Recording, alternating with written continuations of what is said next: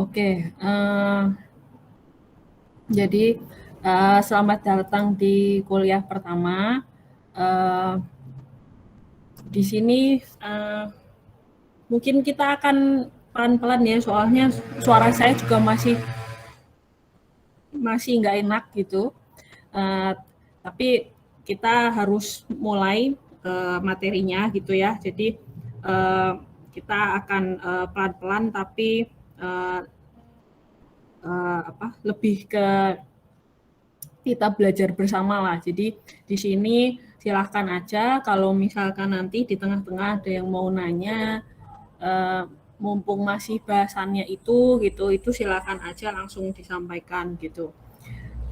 Jadi kuliah kita akan tiap hari Selasa ya jam 4 sampai jam 6 nih. Memang secara waktu sepertinya kurang kurang kurang ideal mungkin ya, tapi kalau saran saya dalam 2 jam itu eh, cukup cukup kalian fokus selama 2 jam lah, tapi di 2 jam itu kalian ngerti sebenarnya kuliahnya ngapain gitu, itu akan sangat membantu daripada misalkan 2 jam itu kalian nggak fokus lalu nanti itu harus nge-recall lagi gitu. Jadi akan lebih sangat efektif, efisien ketika kalian tuh benar-benar cuma fokus di 2 jam, tapi kalian ngerti banget sebenarnya itu hari ini tuh ngomongin apa, kenapa seperti itu gitu. Nanti ke depan-depannya tinggal recall itu gampang banget gitu. Jadi nggak perlu spending waktu tambahan lagi nih di luar 2 jam itu buat memahami lagi gitu. Jadi kalau uh, kalau hacks yang bisa saya sarankan dalam belajar sebenarnya itu sih, yang penting kalian fokus. Jadi kalau lagi belajar fokus, kalau lagi main juga fokus main gitu ya. Jadi nggak kecampur-campur gitu. Jadi nanti kalian tuh kerja 2 kali kalau kalian lagi belajar mikirin main, lagi main mikirin PR misalkan. Itu justru jadi apa spending waktu 2 kali lipat lebih banyak gitu karena harus diulangi. Jadi sebenarnya bisa seefektif efisien seperti itu. Oke ya, udah kita mulai aja ya. Jadi ini kelas beton bertulang 1.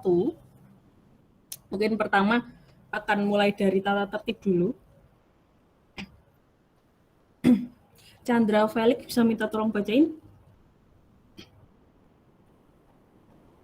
Baik, Bu.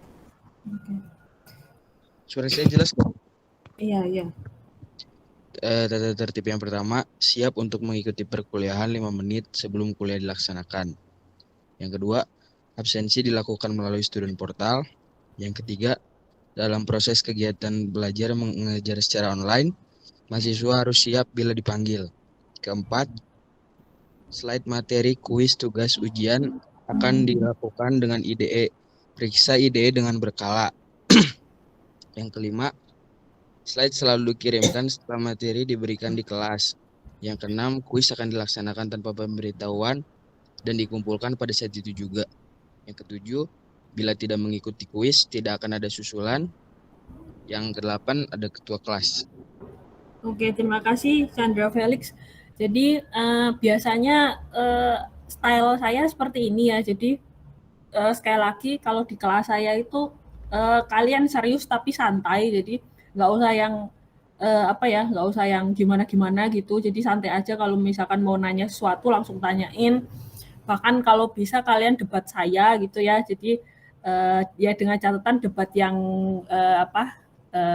yang sama-sama membangun ya gitu. Jadi kita tuh lebih enak gitu. Mungkin malah lebih ngerti juga gitu ya kalian daripada cuma satu arah gitu. Jadi pokoknya kalau di kelas saya itu nggak usah yang gimana-gimana, nggak usah terlalu serius juga, tetapi tetap santai gitu. Tapi ya tetap materinya, yang penting itu materinya nyampe.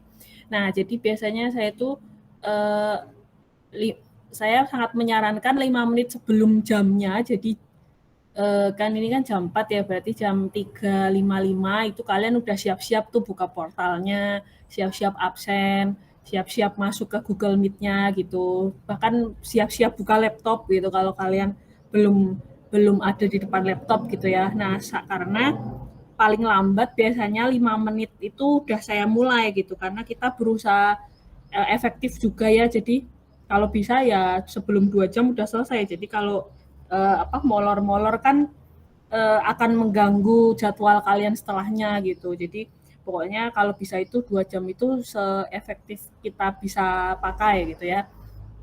Terus absensi melalui student portal. Jadi ya itu tadi ya 5 menit itu sebenarnya kalian buat nyiapin buka laptop, nyiapin absen dan kawan-kawan. Terus terus juga ini saya cuma minta 2 jam kalian fokus, minimal kalian tuh ngerti 2 jam itu ngomongin apa gitu aja. Jadi di sini tadi juga tadi saya minta tolong Chandra Felix buat bacain gitu. Nah itu biasanya saya suka minta tolong seperti itu. Jadi uh, kalian harus siap ya untuk selama 2 jam ini biar setidaknya luangkan 2 jam untuk fokus mempelajari beton bersama lah gitu. Terus sebenarnya walaupun materinya adalah beton, tapi di sini itu saya itu sangat menggali kemampuan berpikir kritis kalian yang kebetulan medianya adalah beton 1 gitu ya. Jadi anggap beton 1 itu hanya tools gitu, tapi jauh di balik materi beton satunya sendiri itu sebenarnya para dosen itu melatih kalian dan men-trigger critical thinking kalian gitu, dan itu sangat berharga di kehidupan nyata gitu ya. Jadi selain kemampuan betonnya sendiri sebenarnya ada kualifikasi yang dikejar di bagian situ gitu ya. Jadi justru kalau bisa nikmati prosesnya itu gitu. Lalu yaitu kalau misalkan nggak logis gitu ya, kalian merasa kok dosennya nggak logis, kok menyalahi hukum fisika bahkan, itu silakan aja kalian langsung debat gitu dosennya. Justru itu yang sangat penting gitu ya sebagai sarjana. Oke, jadi untuk beton ini dan sebenarnya semua materi saya sih itu apapun mata kuliahnya itu saya pakai IDE. Jadi periksa juga IDE-nya secara berkala dan juga materi-materi referensi juga saya kasih di situ gitu ya. Jadi karena pastikan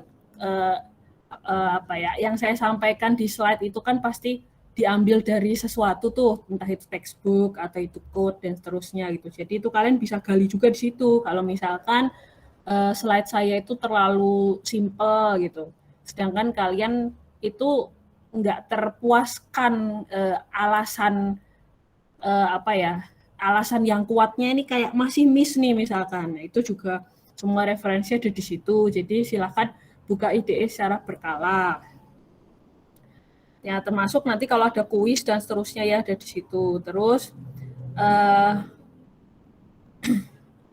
oh ya, sebenarnya slide diberikan setelah materi di kelas itu harapannya biar kalian fokus aja ngeliatin slide yang sedang di share gitu. Tapi ya itu aja tujuannya ya. Terus kuis juga akan tanpa pemberitahuan gitu ya. Jadi biasanya juga akan dikumpulkan di hari yang sama. Jadi kalau misalkan kalian ada yang ketinggalan kuisnya itu nggak ada susulan gitu.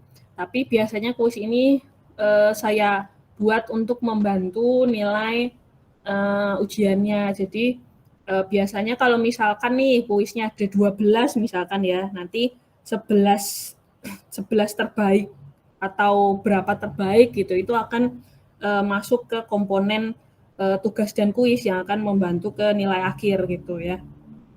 Lalu yang terakhir ketua kelas nih.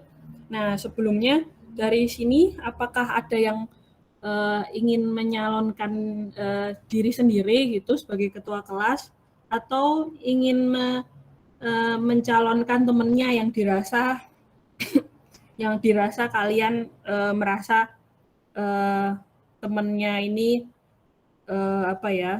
temennya ini ya cocok lah sama kalian gitu buat jadi ketua kelas.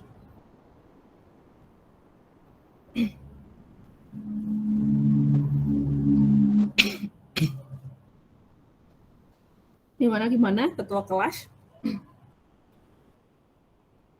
Ketua kelas tugasnya validasi aja ya tiap perkuliahan, sama ketua kelas ini oh ya saya tuh bisa dihubungi di IDE, jadi kalau kalian ada yang mau kalian tanyakan gitu silahkan chat ke IDE-nya gitu. Nah cuma kalau misalkan ada sesuatu yang sangat urgent, nah itu silahkan lewat ketua kelas gitu. Jadi misalkan nih kalau IDE itu misalkan nggak selalu online gitu kan ya. Nah terus tetapi kalian butuh jawaban cepat dan urgent gitu ya. Nah itu bisa kalian sampaikan melalui ketua kelas. Lalu silakan ketua kelasnya japri secara WhatsApp gitu ke saya. Itu aja sih tugas ketua kelas. Gimana ada yang ingin mencalonkan diri sebagai ketua kelas di kelas ini atau mencalonkan temannya?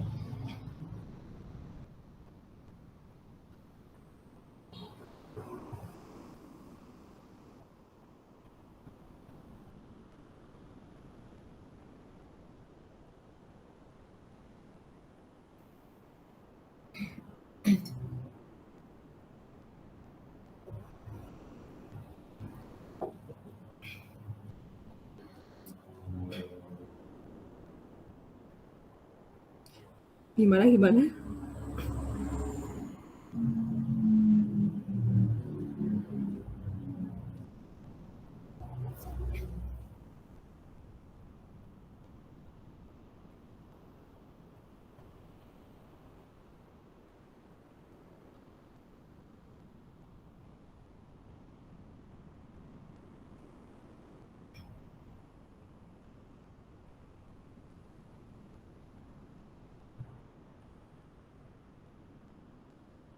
Gimana ada yang mau mencalonkan diri atau mencalonkan temannya? Biasanya saya jarang sih, hampir nggak pernah nih nunjuk soalnya.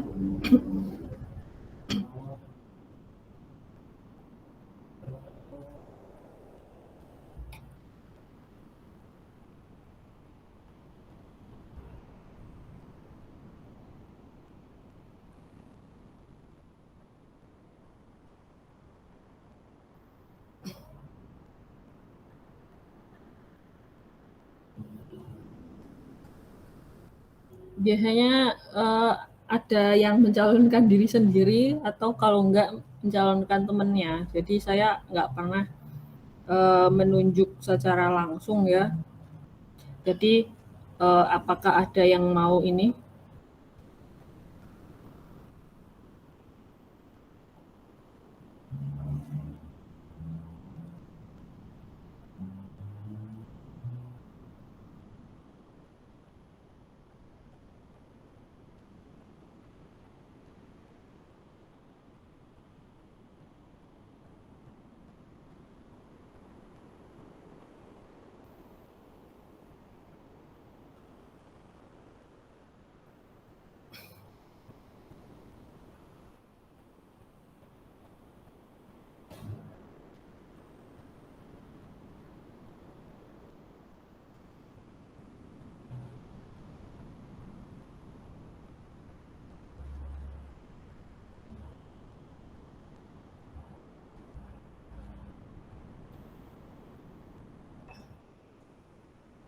Gimana? Kebetulan saya juga belum pernah nih sama angkatan 2020. Tadi siapa ya? Laras, Bu. Oh, Laras mau jadi ketua kelas? Iya, Bu. Oh ya, oke. Terima kasih Laras. Ya, jadi ini pertama kalinya ya saya ketemu sama angkatan 2020. Jadi biasanya juga biasanya 2019, 2018 gitu. Jadi saya juga belum banyak kenal nih sama kalian. Jadi lebih sangat mengharapkan kalian yang mencalonkan sendiri atau mungkin kalian merasa teman kalian cocok nih gitu. Ya, terima kasih Laras. Jadi gitu aja ya ketua kelas melakukan validasi tiap mata kuliah selesai gitu, sama kalau misalkan ada urgent gitu silakan apapun sampaikan secara kolektif ke ketua kelas untuk ditanya langsung lewat WhatsApp gitu. Tetapi kalau misalkan nggak urgent gitu ya, maksudnya kalian cuma mau diskusi apa sesuatu, itu semua boleh menchat lewat IDE gitu ya. Jadi sangat welcome juga. Jadi kalau misalkan habis kelasnya nih, lalu kalian penasaran lebih lanjut, lalu kalian masih bingung di bagian mana sehingga belum srek gitu misalkan, itu silahkan ditanyakan lewat chat di IDE seperti itu. Oke, ya sudah, kita lanjutkan aja ya. Oke, terima kasih Laras. Oke, kita lanjutkan. Jadi saya itu selalu ingin kalian tuh tiap melakukan sesuatu itu tiap melakukan sesuatu itu kalian tahu gitu ya kenapa gitu ya. Jadi kenapa sih kalian ambil beton 1 gitu. Nah, itu memang mungkin jawaban praktikalnya adalah beton 1 itu mata kuliah wajib gitu kan ya. Tapi kan berarti kenapa sih beton 1 ini tuh diwajibkan gitu? Pasti kan ada tujuannya gitu. Jadi saya ingin tuh kalian itu kalau kalian tahu alasannya, kalian itu lebih sadar bahkan bahwa ini itu bisa membantu saya nih gitu. Jadi ceritanya adalah kan kalian teknik sipil nih. Nah, teknik sipil itu memang core-nya adalah struktur ya. Jadi walaupun nanti kalian masuk ke transport gitu, itu nggak ada alasan kalian nggak bisa menulangi balok, karena itu tuh semua sarjana teknik sipil harusnya bisa tuh menulangi balok gitu ya. Jadi walaupun mungkin nggak spesifik banget nih, jago banget di struktur misalkan, tapi kalau cuma nulangin mah harusnya semua lulusan teknik sipil bisa. Sama juga kayak harusnya semua lulusan teknik sipil bisa bikin RAP walaupun dia bukan MPK gitu ya. Jadi seperti itu. Jadi disinilah yang dituntut kalian untuk punya ya. Jadi di awal-awal itu ada mata kuliah yang berbau analisis struktur, di mana kalian tuh cari gaya dalam, lalu cari reaksi perletakan gitu kan ya, lalu ngecek lendutan. Nah, itu kan nggak bergantung material ya, pokoknya kan cuma kayak beam, habis itu gaya dalamnya gimana gitu kan, terus peletakannya gimana gitu. Nah, itulah tugasnya statika analisis struktur 1 sampai 3 gitu. Nah, jadi ini nggak ada hubungannya nih sama material, pokoknya intinya adalah dia beam atau dia portal atau dia cantilever atau apapun itu gitu. Jadi struktur ya, sistem strukturnya aja tanpa dikawinkan dengan material.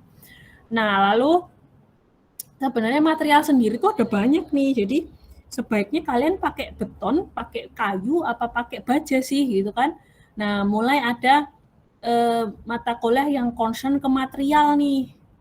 Dan juga penampangnya. Jadi kalau penampangnya itu kan ya mekanika bahan ini kan belajar penampang juga ya. Jadi ada yang namanya inersia gitu. Kalau suara saya kurang jelas bilang ya. Soalnya ya udah berusaha sekeras mungkin sih. Nah, terus jadi di sini kalian belajar bahwa material itu ada banyak. Lebih baik pakai yang mana? Lalu cara ngitungnya gimana gitu ya. Jadi di sini kalian juga belajar nih keuntungannya beton apa, keuntungannya kayu apa, keuntungannya baja apa, disadvantage-nya apa gitu ya. Pokoknya kan selalu ada ya positif negatifnya gitu. Dan juga jadi di sini mulai belajar ada material-materialnya gitu ya, dan juga geometrinya nih. Jadi kalau kotak gimana sih? Kalau I bentuknya gimana? Kalau bentuknya nggak beraturan misalkan jadi penampang itu gimana gitu. Dan di sini adalah geometri ini. Jadi inersia beda ya, mau kotak aja kalau berdiri sama tidur inersinya beda gitu-gitu. Dari sini mulai belajar hal itu gitu ya. Nah, setelah kalian udah punya weapon cari gaya dalam dan bla bla bla, lalu kalian sangat mengenal berkenalan dengan bahan gini ya, oh sangat tahu nih, oh positifnya kayu tuh ini, negatifnya ini, dan seterusnya gitu. Nah, di sini nanti kalian jadi punya bekal untuk melakukan desain nih. Ini udah mulai ini apa? Kita udah mulai melakukan desain. Jadi misalkan di sini butuh momennya berapa ya? 100 kilonewton meter misalkan ya. Misalkan gitulah ya. Nah, itu kalian udah bisa nentuin baiknya penampangnya kotak setinggi apa sih atau baiknya pakai baja atau pakai beton. Kalaupun pakai baja itu penampangnya mau ambil yang mana. Kalau pakai beton itu ukurannya harus berapa. Lalu tulangannya butuh berapa sih buat ngelawan si momen ini gitu. Jadi di sini kalian udah mulai melakukan desain nih. Dan disinilah posisi kalian nih, kalian udah punya bekal ini, punya ini, lalu kalian sekarang mau menuju ke mata kuliah desain. Jadi kalian bakal kan mata kuliah kalian namanya mulai beton 1, baja 1 gitu kan ya. Nah, itu kalian udah masuk ke mata kuliah desain gitu. Nah, di sini yang didesain adalah elemen-elemennya, per elemen-elemennya. Jadi balok ya gimana ngedesain balok, kolom ya gimana ngedesain kolom gitu ya. Jadi per elemen nih. Hingga nanti akhirnya kalian punya weapon untuk merancang gedung keseluruhan. Jadi baik itu gedung, jembatan, tower, stadion, dan lain-lain lah. Jadi di sini tuh weapon-weapon yang dipersiapkan nih buat kalian menuju ke sini gitu kan. Begitu. Jadi begitulah kenapa ada beton 1 dan disinilah kalian gitu ya. Jadi kalian pasti udah masuk semester-semester yang bersinggungan sama desain gitu. Oke, kalau misalkan ada pertanyaan silakan ya. Jadi di sini saya ingin itu tadi biar kalian tuh sebenarnya tahu ngapain sih kita ini susah-susah belajar beton 1 gitu ya. Sebenarnya tujuannya itu. Harapannya kalian menuju ke sini nih. Nanti kalau udah lulus, udah secara mandiri melakukan perhitungan perancangan gitu ya. Nah, buat melakukan ke sini kan harus dibekali ya. Ya ini sebenarnya proses kita membekali kalian nih, dikasih statika, dikasih analisis struktur 1 sampai 3, dikasih mekanika bahan, ngitung tegangan-regangan gitu kan ya di sini. Lalu dikasih tahu positif negatifnya tiap material itu apa gitu ya. Jadi kalian nanti bisa nentuin ekonomis yang mana nih misalkan gitu. Lalu kalau udah tepat desainnya gimana sih buat ngelawan si momen gitu. Kan nggak bisa ya kalian by feeling aja, udahlah kira-kira ukuran kayu 30 kali 20 kuat gitu. Nah itu kuat ini gimana mendefinisikannya, harusnya kan kalian dengan yakin dong ngomongnya, oh ini kuat gitu. Nah untuk ngomong itu kan berarti ya harus ada yang dicek nih, dikatakan kuat seperti apa. Nah, disitulah ada mata kuliah struktur kayu, beton 1-2, baja 1-2, seperti itu. Oke. Nah, kalau misalkan nih kalian ngerasa kalian kan udah di sini ya, tapi kok kalian kayak lupa banget tentang Mekban misalkan. Nah, itu sebenarnya harusnya itu jadi weapon kalian nih, harusnya mekanika bahan ini udah jadi senjata udah di tangan kalian nih harusnya sebenarnya. Jadi ketika kalian ngerasa kok mekanika bahannya ini kok lupa-lupa, bahkan kayaknya inget sama sekali aja enggak gitu. Nah itu kalau bisa dapatkan kembali senjata itu gitu ya. Jadi review aja dikit, recall lagi dikit, spend beberapa waktu tambahan buat nge-review lagi Mekbannya misalkan, buat nge-recall lagi gitu. Jadi gambarannya itu kalau kalian mau ke medan perang itu snipernya lengkapin lagi gitu, harusnya kalian udah punya ini gitu. Jadi ketika kalian ngerasa kok kayak nggak ada yang nyangkut ya, oh berarti kalian lagi kehilangan weapon kalian nih, coba cari lagi nih weaponnya gitu, sehingga kalian lebih siap buat mendesain gitu, seperti itu. Nah, ini tadi yang saya bilang ya, jadi dalam mata kuliah ini sebenarnya kalian tuh nanti bakal dibekali hard skill ini, bisa melakukan desain beton bertulang gitu. Tetapi di balik hard skill ini sebenarnya ada sesuatu yang ingin dibentuk oleh tiap dosen yang ada gitu ya. Nah, itu adalah soft skill di sini nih. Jadi sebenarnya apapun mata kuliahnya ya di sini ya, entah nanti mata kuliah geoteknik, analisis geoteknik terapan, apapun itu gitulah ya. Itu selain ini sebenarnya kalian kalau bisa itu cari filosofi di baliknya gitu. Jadi kenapa sih gitu ya? Kok bisa sih Pak Budi bisa ngomongin kayak gitu gitu. Pak PPR kok bisa sih ngomong kayak gitu gitu. Logis nggak sih sebenarnya? Apa kalian ini cuma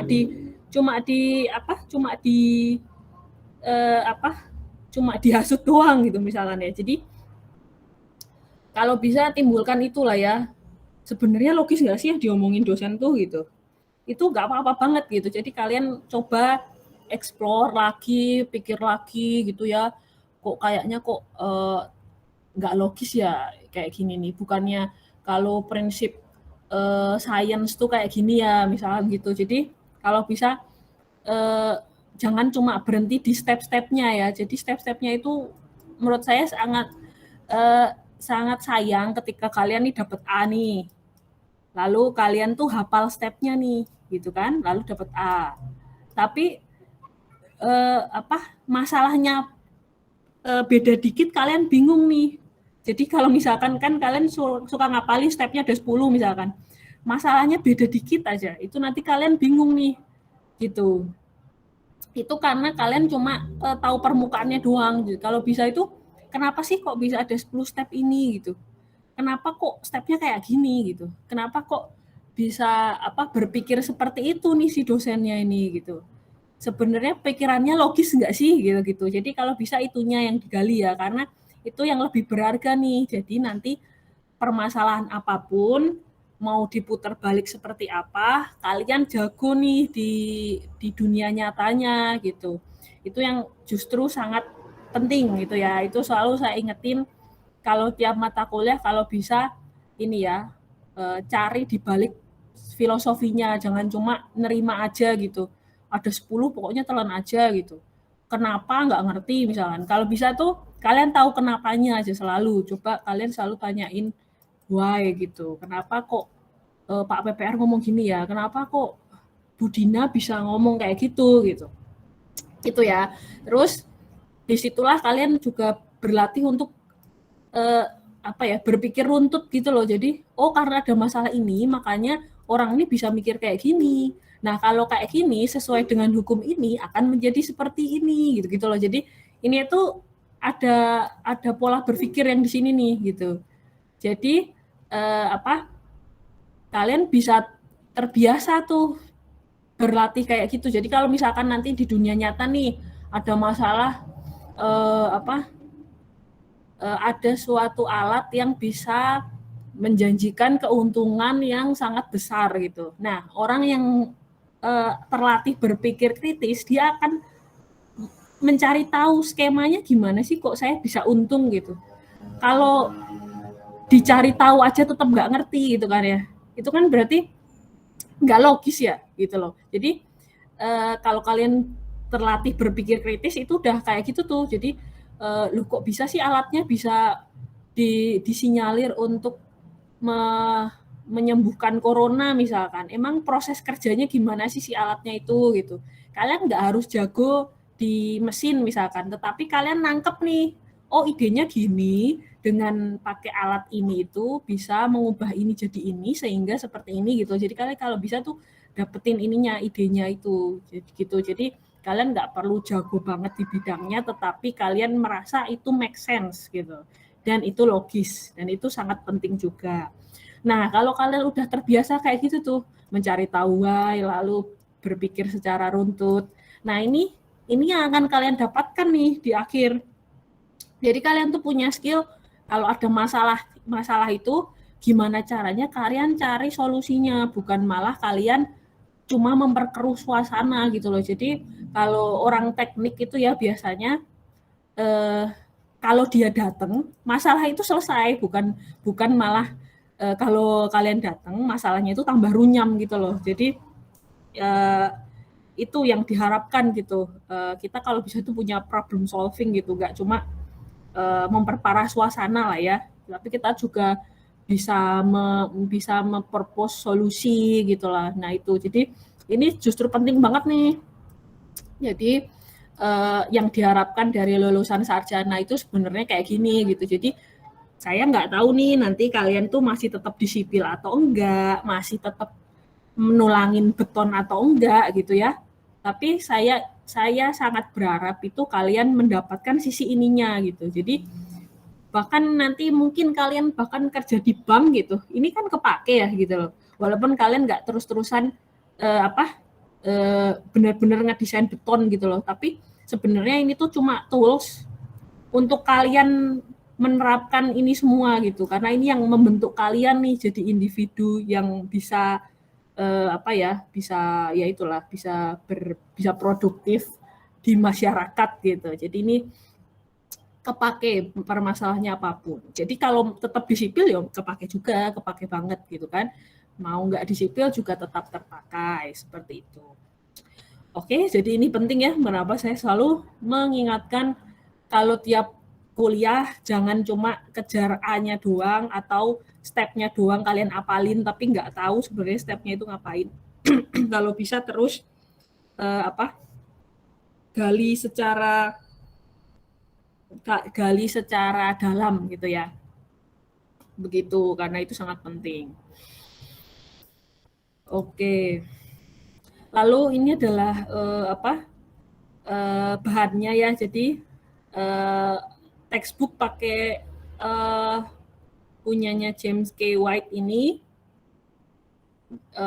Jadi kalau kalian ingin lebih komprehensif lah, karena kalau textbook itu jelasinnya benar-benar komprehensif gitu ya. Mungkin slide saya terlalu simpel atau gimana gitu. Itu silahkan digali. Jadi ini adalah textbooknya, kenapa, turunannya dari mana dan sebagainya itu ada di sini. Tapi kalau kita mendesain, kita itu selalu taat peraturan. Jadi ciri-ciri orang struktur itu taat peraturan ya. Jadi kalau kalian ngedesain itu nggak boleh lanjutannya lebih dari apa, nggak boleh kekuatannya kurang dari apa. Nah itu ada peraturannya tuh yang bikin batas oke itu apa gitu loh. Jadi ini batas di sini nih dikatakan oke. Itu kalau gimana gitu. Nah ini nih diatur di peraturan. Nah untuk beton sendiri itu ada SNI 2847 2019 yang paling baru, yang itu adalah merupakan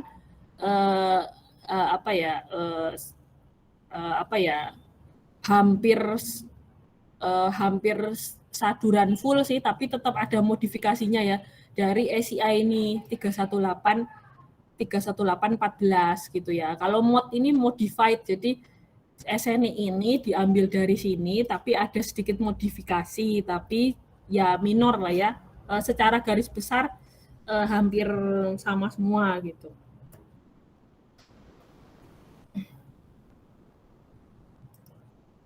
Oke, ada pertanyaan nggak sampai sini? Oke, lagi kalau ada pertanyaan silahkan langsung aja ya. Jadi mumpung bahasannya juga belum ganti, silahkan ditanyain aja. Ya, kalau nggak ada kita lanjut aja terus. Kita akan masuk ke materi ya. Louis Mary bisa minta tolong bacain? Bisa, Bu. Konsep struktur beton bertulang. Beton bertulang adalah gabungan dari beton, campuran agregat kasar, agregat halus, semen, dan air, dengan tulangan baja atau jenis tulangan lain. Sebagian besar negara-negara di dunia menggunakan beton bertulang sebagai material yang dominan dalam dunia konstruksi. Misal pada pembangunan gedung, jembatan, bendungan, dan struktur lainnya. Material beton bersifat getas, kuat menahan gaya tekan, tetapi sangat lemah dalam menahan gaya tarik. Keretakan pada beton terjadi saat memikul tegangan tarik yang melebihi kekuatan tariknya. Tegangan tarik terjadi akibat beban yang bekerja, perubahan temperatur, dan susut. Oke, ya terima kasih Louis Mary. Nah, jadi ya kita kan mau ke beton bertulang ya. Jadi beton bertulang itu jelas-jelas beton dikasih tulangan gitu. Sebenarnya sesimpel itu ya. Nah, kalian udah belajar di TBK gitu ya. Kalau betonnya sendiri itu tuh campuran agregat kasar, agregat halus, semen dan air gitu ya.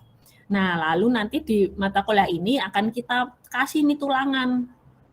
Nah, tapi ngasihnya itu gimana sih? Dikatakan oke kalau gimana gitu. Bisa nggak ngasih banyakin aja tulangannya gitu atau bisa seminimum mungkin gitu-gitu ya. Nah, itulah mata kuliah ini berbicara gitulah ya maksudnya.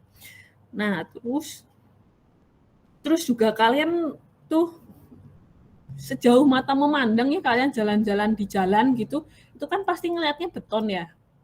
Memang beton itu material yang dominan gitu. Jadi mau ngelihat gedung beton, jembatan juga beton, bendungan beton. Ya nggak cuma terbatas beton sih, tapi hampir dominan gitu loh, hampir hampir pasti gitu kalian kalau jalan-jalan itu ngelihatnya beton, bukan ngelihatnya kayu gitu. Bukan ngelihat gedung kayu, tapi akan dipastikan lebih sering melihat gedung beton gitu ya. Dan memang ya itu karena dia itu sangat dominan nih. Nah, kalau dominan gitu sebenarnya kenapa sih bikin dia dominan gitu kan? Kenapa kok dia ini favorit gitu loh. Nah, yang jelas kalian juga tahu kalau beton itu getas, dia tuh kuat buat tertekan itu dia kuat. Tapi dia sangat lemah kalau tertarik gitu. Nah, oleh karena itulah bagian tariknya ini kita suruh tulangan aja gitu ya. Jadi tulangannya ketarik itu lebih kuat daripada betonnya ketarik. Nah, terus beton itu kan bisa retak. Nah, kenapa beton bisa retak? Itu karena tegangan tarik yang terjadi. Nah, ini mekanika bahan ya. Kalau kalian lupa tegangan tarik itu apa, di review dikit aja tuh masalah tegangan di mekanika bahan. Paling nggak kalian tahu lah tegangan ini apaan, variabelnya apa gitu ya. Jadi kalau tegangan normal kan gini ya. Kalau tegangan geser beda lagi ya. Nah, jadi kalau beda lagi sama tegangan utama gitu ya. Nah, ini kalau kalian lupa-lupa itu silahkan buka mekanika bahannya ya. Jadi tegangannya ada banyak nih, ada tegangan utama, principal stress itu, lalu tegangan normal, lalu tegangan geser, dan semua itu beda gitu. Nah, pokoknya kalau beton ini itu tuh ada batasnya gitu loh. Jadi kalau lebih dari batasi tegangan tariknya itu lewat, dia retak gitu. Nah, kenapa kok bisa ada tegangan tarik? Nah, itu karena ada beban yang bekerja dan bebannya ini membuat betonnya ketarik. Dan juga termasuk temperatur dan susut ya. Jadi temperatur sama susut ini termasuk bisa dikatakan beban juga gitu. Jadi kan kalian juga tahu ya ada muai, susut dan seterusnya. Jadi kalau muai ya ketarik tuh gitu loh. Jadi kenapa kok temperatur tuh bisa dikatakan beban juga. Seperti itu. Nah, ini juga sekali lagi nih pelan-pelan. Jadi kalau misalkan ada yang mau ditanyakan, itu langsung aja ya nanya. Moza Destita Pasya bisa tolong bacain? Bisa, Bu. Pada beton tanpa tulangan, kegagalan atau keruntuhan dapat terjadi tiba-tiba sesaat setelah keretakan pertama terjadi. Hal ini disebabkan oleh ketidakmampuan beton untuk mencegah keretakan. Sedangkan pada beton bertulang terdapat tulangan baja, reinforcing bars, yang berfungsi memikul tegangan tarik sehingga keretakan tidak menyebabkan kegagalan. Pada gambar 1. Oke, terima kasih Moza Destita Pasya. Nah, jadi jadi kalian udah belajar TBK ya. TBK itu nggak ada tulangannya, benar-benar murni beton. Nah, Terus kalian juga tahu beton itu punya batas kemampuan tariknya yang sangatlah rendah gitu ya.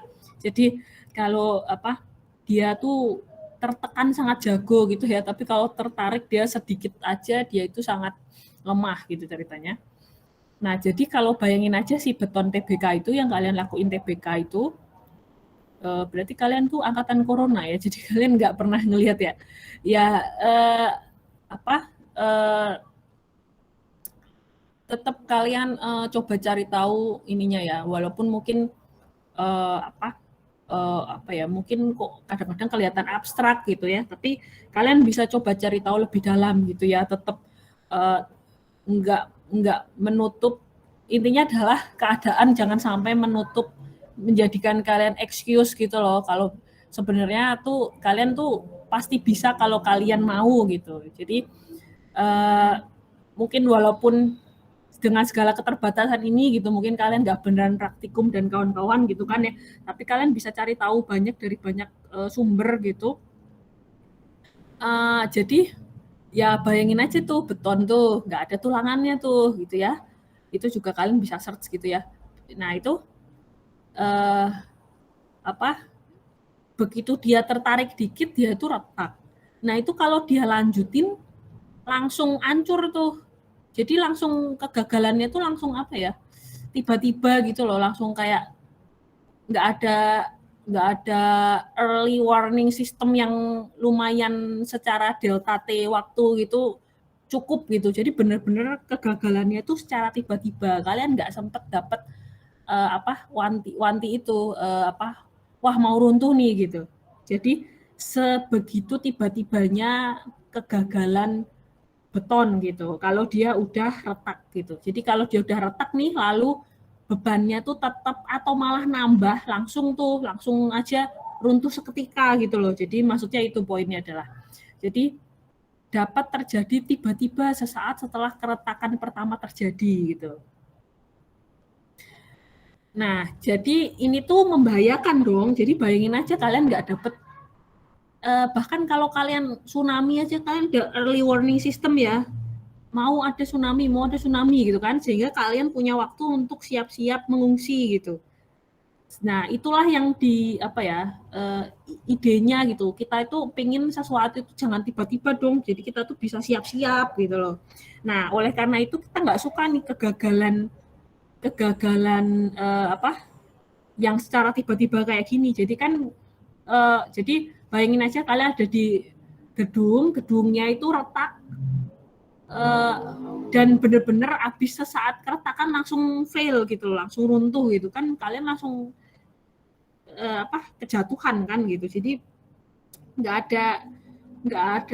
ada siap-siapnya gitu, dan itu kita nggak suka yang kayak gitu. Kalau bisa, kalau ada sesuatu itu ada early warning sistemnya gitu. Nah, itulah getasnya yang kita nggak suka dari beton gitu. Nah, karena itu kita kasih tulangan nih, gitu. Jadi kita kasih tulangan ya ini. Nah, jadi kalau beton itu ketarik, itu dia akan nyuruh tulangan aja yang kerja. Udah deh kamu aja yang kerja nahan tariknya ini gitu. Nah, nanti si tulangan itu akan ketarik tuh. Nah, ketika tulangan ketarik, dia akan meleleh. Ya, jadi kalian mungkin sekali lagi mungkin nggak praktikumnya nggak ngeliatin tulangan bener-bener leleh gitu kan ya. Tapi kalian dapatkan idenya lah setidaknya. Jadi tulangan ini ketarik nih, habis itu leleh. Nah, ketika tulangan ketarik itu sebenarnya balok kalian tuh kelihatan ngelengkung gitu loh. Nah, inilah early warning yang bisa kita amati gitu loh. Jadi misalnya kita di sini ngelihat gitu, lah ini kok kayaknya udah ngelendut gitu ya, gede banget ngelendutnya, kok kayaknya membahayakan ya ini ya gitu. Jadi kalian tuh dapat tanda-tanda yang cukup gitu, wah ini kayaknya bahaya nih gitu. Nah, kegagalan yang seperti itu yang kita inginkan. Jadi ada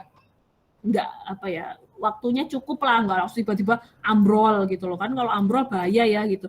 Nah, kalau kegagalan si tulangan ini tuh pelan-pelan kelihatan si betonnya, si pelatnya atau baloknya itu kok terlalu ngelandut luar biasa gitu. Lalu kalian mulai ketir-ketir tuh, lalu mulai kalian manggil orang ahli buat ngeinspeksi gedung kalian gitu kan, lalu akhirnya gedungnya mulai diperkuat gitu-gitu. Nah, jadi kegagalan-kegagalan itulah yang lebih kita inginkan daripada yang kegagalan secara tiba-tiba, itu sangat membahayakan. Oke ya, jadi getas ini kita nggak suka ya, karena nggak sempet siap-siap gitu. Oke, jadi contohnya kayak gini. Jadi kalau misalkan ada balok kayak gini ya, lalu ada bebannya ya, bebannya ada beban garis sama beban terpusat gitu. Nah, lalu kalian juga udah belajar ini ya, potong lihat kanan, potong lihat kiri, itu kan statika ya. Jadi itu kayak gitu itu tools yang harusnya kalian udah punya ya. Jadi kalau kalian sekali lagi kalian lupa, itu kalau bisa review statikanya. Lalu ini ada tegangan normal nih. Kalau kayak gini tegangan normal ya, ini tegangan normal tekan. Yang ini tegangan normal tension gitu, tarik. Nah, ini ada di mekanika bahan. Jadi kalau misalkan kalian lupa lagi, berarti weaponnya nggak lagi di tangan nih, dapatkan weapon lagi. Lalu gitu kan ya. Nah, jadi akibat si beban yang ini nih, itu serat bawah ini kan ketarik kan, kayak itu kalau Bu Neni ngajarinnya senyum sama cemberut gitu. Nah, ini kan serat bawah ketarik, serat bawahnya kan serat atasnya ketekan, jadi kan ya. Makanya ini ketekan, yang ini ketarik. Nah, disinilah kita kasih tulangan gitu, biar dia nggak retak lalu ambrol secara tiba-tiba gitu. Nah, jadi ya tapi ini kita ngomongin belum pakai tulangan ya ini ya, kita ngomongin belum pakai tulangan nih. Jadi kayak gini nih tegangannya, tegangan tekan sama tegangan tariknya. Nah, terus, jadi bagian yang bawah itu kan tadi senyum ya, kan dia tersenyum ya, bukan cemberut. Jadi bawahnya kan ketarik, atasnya ketekan. Nah, yang ketarik ini karena kita bagian ketarik itu kan sekali lagi beton tuh lemah terhadap tarik ya. Jadi dia sangat kuat terhadap tekan. Ini mah bagian tekan mah aman-aman aja. Nah, tapi crack mulai terjadi di bagian yang ketarik. Karena tahanan tarik beton tuh benar-benar sangat rendah gitu ya. Jadi crack lah dia gitu. Nah, bayangin aja kalau nggak ada tulangan ya langsung aja crack, langsung ambrol nih, langsung kalian di sini kejatuhan gitu kan. Nah, makanya dikasih ini reinforcing bars. Jadi bagian tariknya dikasih tulangan. Jadi ini kan mau menganga nih, ceritanya mau crack, mau nganga nih. Nah, ditahan sama si tulangan ini, gitu ceritanya.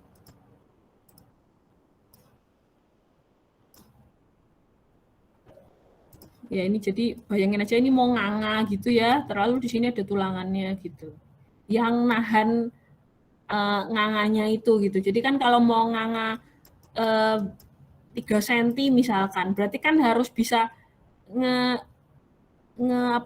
melelehkan si tulangan ini sampai 3 cm gitu loh, baru dia bisa nganga gitu. Itu simpelnya kayak gitu.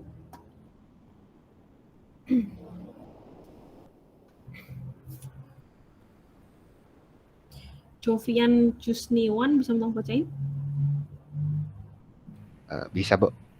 Oke. Struktur beton bertulang terdiri dari berbagai elemen yang saling berinteraksi memikul beban yang bekerja pada struktur. Elemen struktur tersebut adalah balok beam, balok tepi, spandrel beam, balok joist, kolom, pelat, tangga, dinding, dan pondasi telapak spread footing yang dapat dilihat pada gambar 1.2. Beban yang bekerja pada struktur akan dipikul oleh pelat, kemudian disalurkan ke kolom melalui balok. Dari kolom akan disalurkan ke pondasi. Gaya dalam dominan yang terjadi pada elemen struktur, pelat adalah lentur, balok adalah lentur dan geser, kolom adalah aksial dan lentur, dinding geser adalah geser. Oke, ya. Terima kasih Jovian Jusniwan. Nah, jadi gedung beton sangat banyak ya kalian dapatin ya. Gedung beton sangat banyak. Nah, kalau kalian amati gedung beton, Itu ini logikanya sama kayak saya tadi jelasin ini nih. Ada suatu alat yang bilang dia bisa melakukan X, Y, Z gitu ya. Nah, itu sama juga. Ada suatu gedung nih, dia bisa nahan beban gitu kan. Kalian jalan-jalan di gedung itu aman-aman aja tuh. Nah, itu kan berarti kok bisa ya gitu kan. Gimana sih sistemnya gitu. Kok bisa dia kita jalan-jalan di dalamnya itu aman, kita taruh kita taruh rak berat banget gitu, kok aman-aman aja gitu. Sebenarnya gimana sih sistemnya, gimana sih dia bekerja gitu. Nah, itulah itu identik gitu. Jadi kalau kalian suka ngoprek suatu sistem gitu, nah itu pasti kan ada penjelasannya gitu loh. Maksudnya kok bisa sih dia ngeluarin suara, kok bisa sih dia ngeluarin panas, kok bisa sih dia bisa menghambat sesuatu, kok bisa dia nahan beban dan seterusnya gitu. Nah, itu coba cari tahu bagian situ tuh. Nah, jadi gedung beton itu tuh gabungan dari di situ tuh serangkaian gitu ya. Ada baloknya, ada balok tepinya, ada balok joist, ada kolomnya, ada pelatnya, ada tangganya, ada dindingnya, ada pondasi telapaknya gitu. Nah, ini tuh kan jadi dia itu terdiri dari banyak hal nih ya. Nah, ini masing-masing ini ada fungsinya gitu. Pasti ada, kalau enggak buat apa sih, kenapa enggak isinya tangga semua gitu, kenapa enggak dinding semua gitu kan. Jadi sebenarnya dia adalah suatu sistem dan pasti dia ada alasannya kenapa dia ada gitu. Nah, terus dia itu juga kumpulan dari ini gitu kan ya. Nah, ini juga ada sistem kerjanya gitu. Jadi selain dia punya fungsi masing-masing, mereka punya cara kerja, alur kerjanya gitu. Jadi nggak bisa beban itu langsung masuk ke pondasi gitu. Jadi beban itu pertama kali yang kena itu adalah pelatnya. Jadi kalian kan jalan-jalan di lantai itu kan numpuk ke pelat. Jadi beban kalian itu pertama kali ditahan sama si pelat gitu. Itu adalah sistem kerjanya gitu. Jadi pahami sistem kerja ini, maka kalian bisa menciptakan sistem yang lebih efisien lagi gitu. Gitu ya. Jadi nggak bisa beban itu langsung masuk ke kolom, itu nggak bisa gitu. Bahkan kalau ada gedung gitu, misalkan ini ada banyak lantai, maksudnya ada banyak ruangan gitu ya. Ini kan misalkan ini ada lantai juga ada beberapa gitu kan ya. Nah, ini ya ini gini lah ya. Terus ini juga di sini ada lantai ya. Ini lantai 3 deh, lalu ini lantai 2, ini lantai 1. Nah, kalau kalian di sini itu tuh yang kena beban ya pelat di sini gitu loh. Jadi nggak bisa beban kalian tuh yang nahan si pelat yang di sini nih. Pelat sini nganggur nih, pelat sini nganggur. Jadi kalau kalian ada di sini, yang kerja itu si pelat yang ini nih, lalu ditransfer ke balok-balok di 4 sisinya. Jadi sekali lagi balok di sini nganggur ya gitu loh. Nah, terus dari balok ini akan disalur ke kolom-kolom yang jadi tumpuannya gitu. Lalu dari kolom ini dia nggak ke pelat yang lantai 2 ya, dia langsung turun ke bawah, transfer ke pondasi gitu.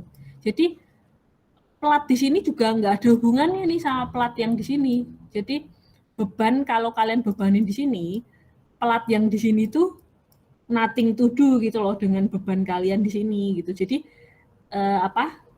yang kerja cuma pelat di sini, lalu balok di keempat sisinya, lalu kolom-kolom yang numpu, dan nggak ada ceritanya kolom mau bani pelat gitu ya. Jadi dari kolom di sini terus tiba-tiba bebannya transfer ke pelat di sini, itu bukan kayak gitu ceritanya gitu. Jadi justru dari kolom itu terus dilanjutkan ke kolom bawahnya lagi, lalu dilanjutkan ke pondasi gitu. Nah, kalau kalian tahu sistem kerjanya kayak gini, kalian tuh bisa bikin sistemnya lebih efisien. Jadi kalian udah tahu bakal ada mesin berat di sini, ya kenapa kalian gedein balok di sini, kan nothing to do ya, kenapa kalian gedein balok di sini gitu. Jadi yang bebannya di sini nggak ada urusannya sama balok yang di sini nanti gitu. Jadi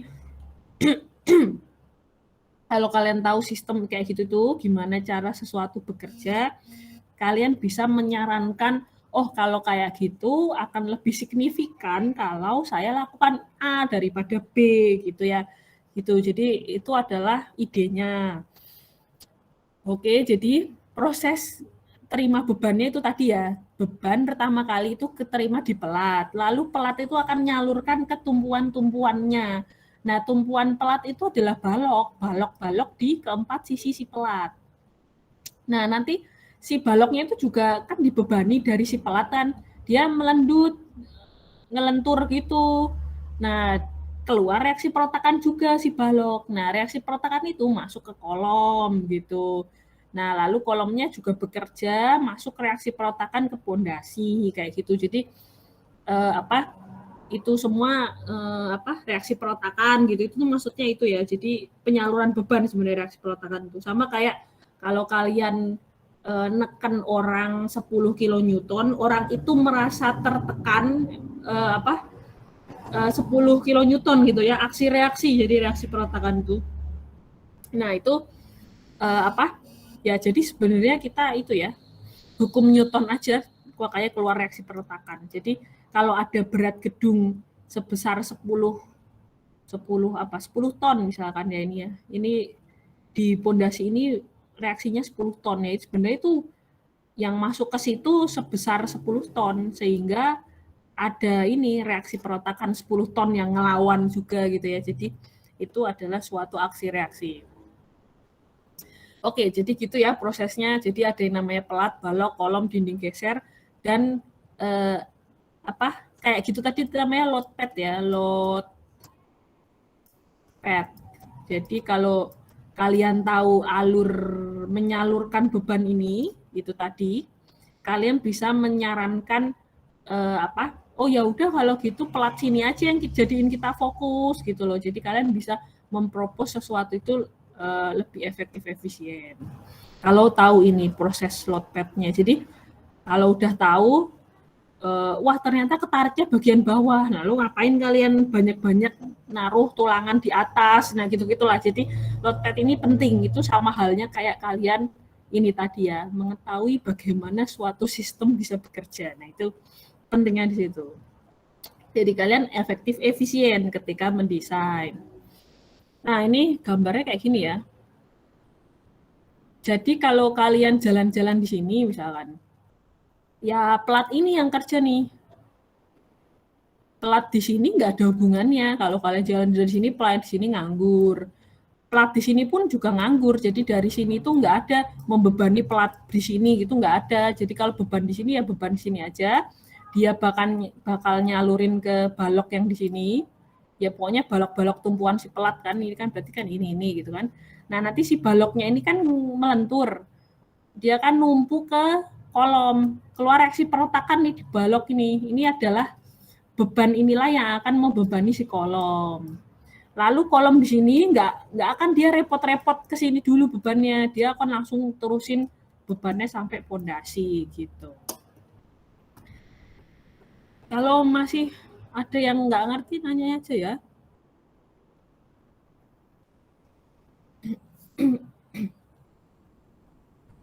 Raden Mas bisa minta tolong bacain? Ya, Bu.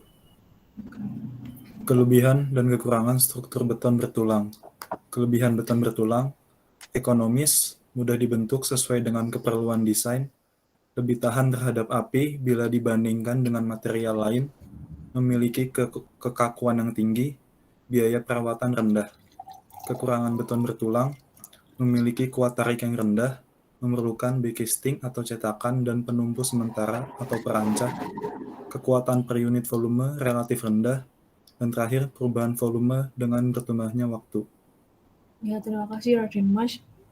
Ya, jadi kenapa beton ini masih sangat favorit gitu ya. Jadi sekali lagi kalau kalian jalan-jalan dikit aja, keluar bahkan nggak keluar aja di rumah pasti rumah kalian beton kan, jadi kenapa kok sejauh mata memandang isinya masih beton aja semuanya gitu, kenapa nggak lebih ke kayu semua gitu, kenapa kok lebih favorit beton ini. Jadi beton ini sebenarnya sangat ekonomis gitu ya, jadi kalian itu daripada beli baja gitu ya, memang lebih lebih murah aja bikin bangunan beton gitu loh. Jadi secara uang lebih ekonomis gitu kan ya, versus volumenya gitu kan. Terus mudah dibentuk gitu. Jadi misalkan mau betonnya mau dibentuk aneh-aneh sebenarnya bisa gitu ya. Bisa di finishing gitu loh ceritanya. Terus jadi intinya ya tinggal kalian siapkan bekistingnya aja gitu kan ya, jadi bisa dibagus-bagusin aja pokoknya, bisa dibentuk gitu ya, sama lebih tahan terhadap api. Jadi kalau misalkan kebakaran ya, gedung beton itu biasanya habis kebakaran kita harus assess dulu ya, apakah gedungnya itu masih aman gitu, dilihat-lihat dulu, jadi dicek lagi kekuatannya, lendutannya masih oke enggak, gitu-gitulah. Kalau habis kebakaran tuh harus kayak gitu.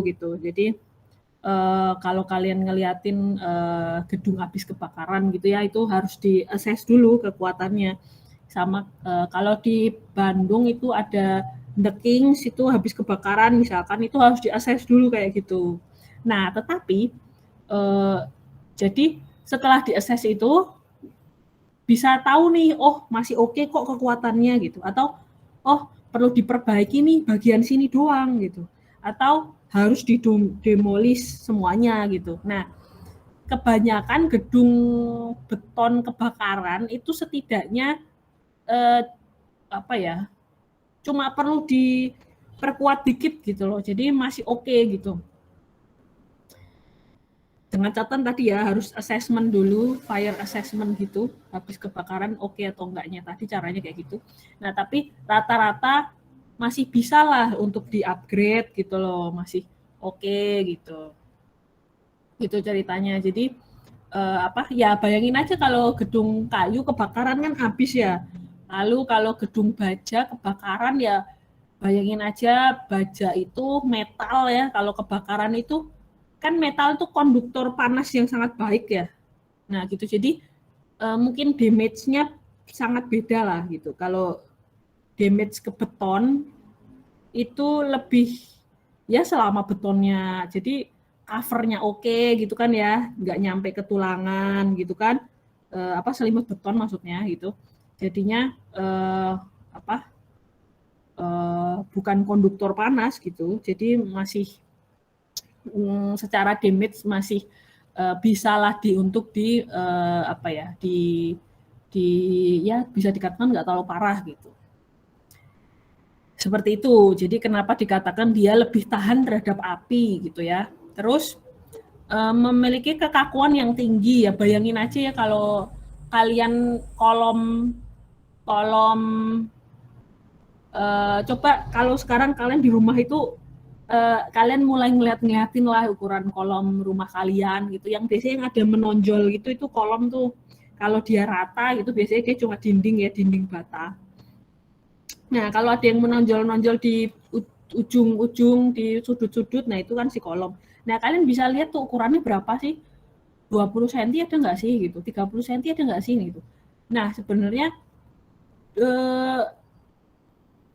30 cm kali 30 cm kolom itu benar-benar sangat besar gitu, dan itu sangat kaku loh itu. Jadi di teknik sipil itu selalu kalau struktur itu ngomongnya harus kuat, harus kaku gitu ya, sama nyaman gitu loh. Jadi ya kalau kalian bikin jembatan terus jembatannya melendutnya lebay gitu kan kalian juga takut ya gitu. Jadi harus ada nyamannya. Jadi secara kekakuan juga nggak letoy gitu kan. Jadi kalian tuh tenang gitu loh, tinggal di dalamnya itu tenang gitu. Nah itu terus itu jadinya itu yang kita kejar gitu. Selalu kita ngomongin kuat, kaku, nyaman gitu. Beda kalau arsitek pasti ngelihatnya indah gitu kan ya. Itu kalau kacamata kita selalu prioritas utama tuh ini sama ini gitu. Gitu ya. Jadi nggak bisa tuh apa ya? Iya ini kuat gitu. Tapi kalian tuh berdiri di atasnya aja letoy gitu kan, kalian panik ya. Ada nggak punya sense of security gitu loh. Jadi kayak kok berada di atasnya aja kalian nggak tenang gitu. Nah itu engineer struktur nggak mau yang kayak gitu tuh. Jadi kekakuan ini penting juga gitu. Nah jadi kalau kalian misalkan ada apa ini namanya kali, ada sungai gitu, terus kalian mau nyebrang gitu kan, kalian pakai papan yang secara kekuatan kuat gitu kan, tapi kalian kalau lewat enjotan gitu, kalian panik nih, maksudnya kalian merasa tidak tenang gitu. Nah itu kenapa kekakuan itu penting gitu loh. Nah bayangin aja kalau kalian taruh papan gitu, sama kalian sebenarnya cuma naruh balok aja nih, balok berapa 30 kali 30 misalkan. Itu kan kalian lewat di atasnya aja masih masih dengan sangat tenang gitu kan ya. Karena dia sangat kaku gitu. Kalian masih tenang nih lewat jalan-jalan di atasnya itu nggak ketir-ketir mau jatuh gitu. Padahal sebenarnya si kayu ini tuh sebenarnya dihitung kuat sebenarnya, cuma lendutannya itu berlebihan sehingga kalian merasa was-was gitu. Nah kalau beton ini karena dia kaku, lendutannya itu nggak sensitif gitu loh. Jadi karena dia kaku nih, lendutannya cuma kecil gitu. Jadi kalian tuh pun tenang gitu. Nah itulah kenapa kekakuan itu penting gitu ya. Jadi sama juga kalau kalian itu kalau di gedung juga kalau bisa kan sway, kan gedung itu kan sebenarnya sway ya. Gini-gini loh ke sana gitu loh, sway itu doyong gitu loh. Jadi kalau bisa doyong kanan, doyong kiri gitu ya. Nah, bayangin aja kalau gedung itu doyongannya itu karena kolom-kolomnya nggak kaku, doyongannya itu sangat terasa, kan kalian nggak nyaman gitu. Nah, itu kenapa kekakuan itu matters gitu. Disinilah beton sangat bagus di kekakuannya gitu ya. Nggak letoy gitu loh, nggak kalian tuh yaitu pergerakannya nggak letoy gitu, jadi kalian merasa tenang menggunakannya. Lalu biaya perawatannya rendah juga, jadi bayangin aja rumah tua yang betonnya bagus-bagus aja gitu, itu juga paling ya gini aja deh kan, kalau kalian punya rumah tua itu kan biasanya diganti atapnya ya, maksudnya karena atapnya itu biasanya kayu yang udah lapuk gitu kan. Kalau kolom-kolomnya kan sebenarnya masih oke-oke aja ya, jadi nggak masalah gitu loh. Jadi biaya perawatannya itu sangat rendah gitu untuk beton. Kalau si kayu kalian harus mikirin tahan terhadap rayap. Kalau baja kalian harus pikirin korosinya. Jadi harus kalian coating. Biasanya kan kalau si baja itu harus di coating biar mengurangi korosi gitu kan. Nah kalau misalkan cuacanya ekstrim nih, mudah banget kena air gitu, apalagi air garam gitu, itu kan masalah baru lagi ya buat gedung baja gitu kan. Nah kalau si gedung beton ini tuh minimal banget gitu perawatannya, nggak perlu dicatin, nggak perlu mikirin korosi, lalu ya perawatannya kayaknya ya nggak gimana kan, cuma finishing seperlunya aja gitu. Jadi kenapa biaya perawatan beton itu rendah gitu ya. Nah, jadi ini banyak banget ya keuntungan beton bertulang, makanya kenapa sejauh mata memandang kalian melihatnya beton. Lalu tetapi sama juga ya, kita selalu punya kekurangan dalam setiap hal. Itu beton juga punya kekurangan, yaitu dia tadi ya tariknya rendah banget dibandingin sama kekuatannya. Bener-bener luar biasa, sangat rendah. Jadi dia ketarik dikit aja retak gitu ya. Makanya jangan lupa kita kasih tulangan gitu ya. Terus memerlukan bekisting. Jadi kalau mau punya beton ya harus bikin bekistingnya gitu loh. Kalau baja kan tinggal pasang skrup gitu kan. Nah itu nggak perlu cetakan nih, nggak perlu perancah, nggak perlu begisting gitu. Tapi kalau beton harus kalian pikirin dulu begistingnya gimana buat ngecor balok, pikirin dulu begisting kolomnya gimana buat ngecor kolom gitu. Tapi ya gampang-gampang aja sih mikirin begisting mah, nggak usah pusing-pusing kan, bukan sesuatu yang sangat sulit juga. Lalu kekuatan per unit volumenya itu relatif rendah, jadi sebenarnya ini kayak dua sisi dari ini sih. Mana sih tadi kekakuannya ini ya dibandingin sama volumenya tadi. Jadi volumenya kan gede banget ya kalau si beton itu, kayak sekali ngecor berapa kubik gitu. Ya ini hitung aja nih volumenya, misalkan kalau ngecor 30 kali 30 panjangnya berapa gitu kan. Jadi secara volume tuh gede gitu loh kalau secara volume. Nah kalau dibandingin volume yang besar ini dibandingin sama kekuatannya, itu memang nggak akan, maksudnya kalau baja itu kan memang volumenya kecil ya, cuma langsing-langsing gitu kan ya, si I kan cuma ini ya, volumenya tuh nggak semasif beton itu loh, tapi dia kuat banget ini si baja. Gitu. Terus, ya tapi juga mahal ya untuk per kilonya, kalau ini kan murah gitu, ya gitulah, selalu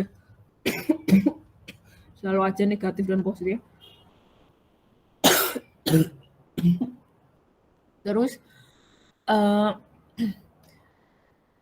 sama beton ini tuh material yang bergantung waktu. Jadi ada yang namanya creep, rangkak sama susut ya. Itu salah satu kelemahan beton. Jadi akibat si rangkak sama susut itu juga harusnya udah disinggung di TBK. Itu beton ini tuh bisa berubah.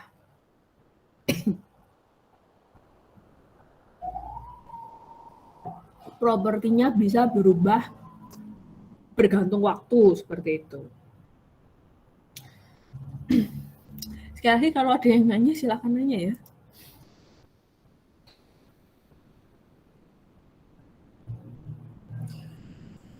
Thomas Rahmat bisa tolong bacain?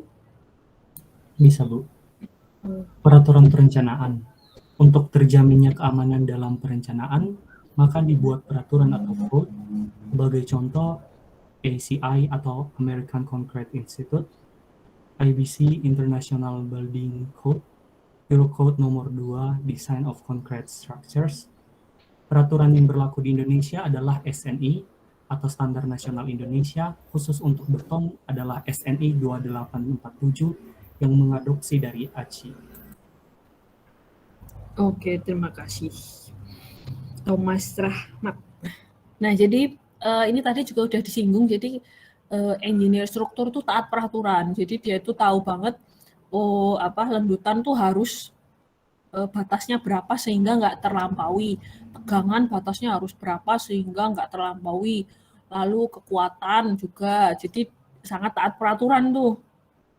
Nah, peraturan itu selalu diupdate terus gitu. Jadi sebenarnya peraturan itu adalah menjamin, sebenarnya peraturan ini anggap sebagai teman justru ya. Jadi jangan kalian anggap kok ribet banget sih harus ngikutin peraturan, ngedesain gitu.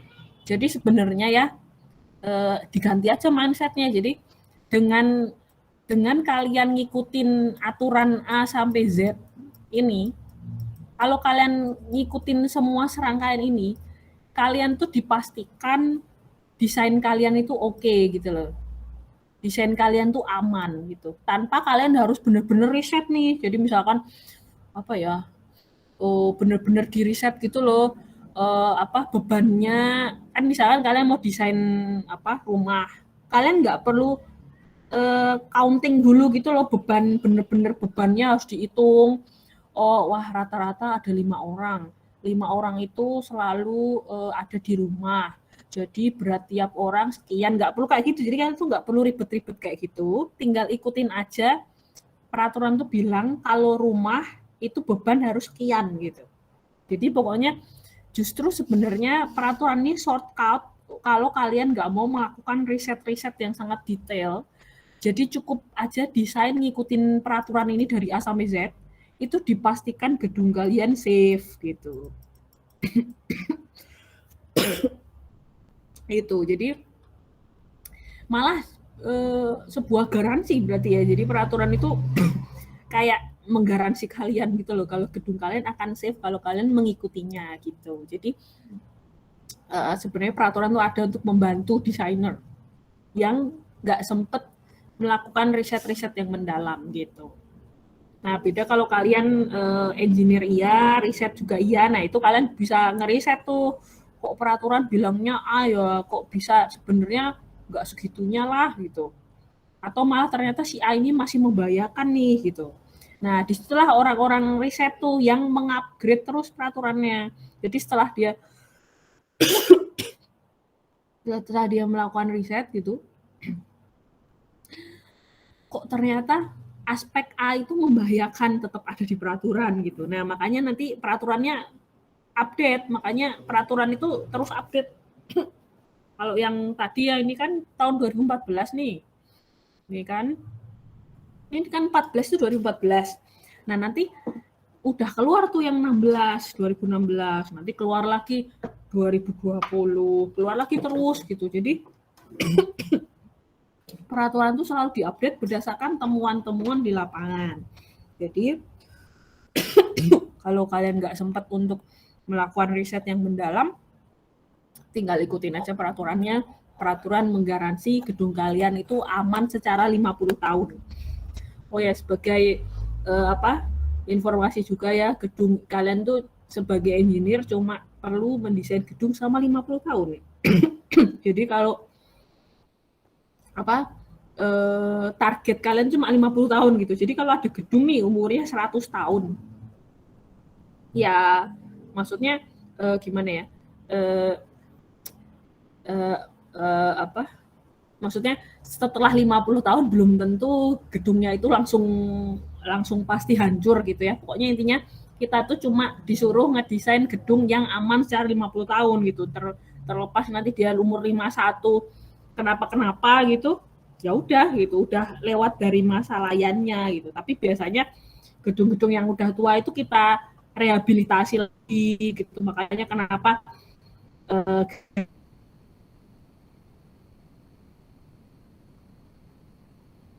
gereja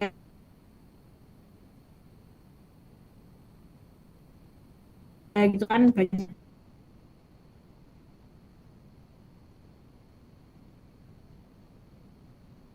rehabilitasi ya, terus kok gitu kan, kalaupun nggak layak oke nggak sih gitu. Gedung tua nih kira-kira masih oke nggak sih, kalaupun mau ditempatin apa yang perlu diganti sih gitu ya. Sama juga nanti kalau kalian punya gedung warisan nenek moyang gitu kan, misalkan udah lama banget gitu, nah biasanya treatmentnya itu sih atapnya udah lapuk harus diganti, terus kalian mau ningkat nih misalkan dari 1 lantai mau jadi 2 lantai, nah itu kalian harus cek kolomnya mampu enggak. Karena ini akumulasi ya, jadi kalau kalian nambah lantai di sini kan ngebebanin kolom ini gitu loh. Jadi kalian nggak bisa sembarangan kolomnya tetap lalu kalian tambahin lantai, bikin kos-kosan lantai 3, bikin lagi lantai 4 gitu. Tapi kolomnya tuh nggak diapa-apain, pondasinya juga pasti ada batasnya nih gitu. Nah, jadi harus kalian assess tuh, kira-kira kalau mau nambah lantai 3, kolomnya ini masih oke atau enggak, atau saya perlu nambah 1 kolom lagi nih, atau kolomnya ini aja digedein gitu. Lalu saya perlu gedein pondasinya lagi enggak, atau saya tambah aja 1 lagi nih di sini pondasi gitu. Gitu. Dan itu disitulah teknik sipil juga diperlukan. Jadi nggak bisa cuma feeling gitu ya, pakai langsung aja hajar tukang gitu, tambah aja lantainya, tambah terus, tapi kolomnya nggak di-assess, masih oke atau enggak, kurang atau enggak gitu. Itu justru harusnya kalian bisa nih, kalau kalian nanti lulus disuruh ngitung hal-hal sederhana kayak gini harus bisa ya, jadi biar nggak malu-maluin gitu kan, karena lulusan teknik sipil tapi nanti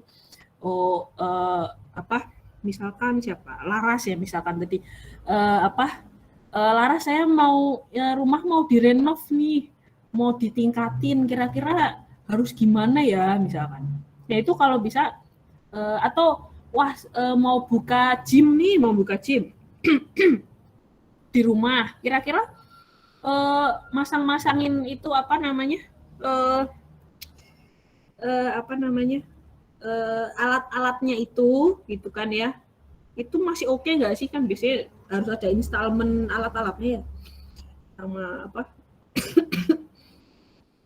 kalau mau bikin Muay Thai misalkan kan harus install itunya gitu. Nah itu kira-kira masih oke nggak sih gitu. Nah itu yang gitu-gitu harusnya kalian bisa nih sebagai engineer sipil.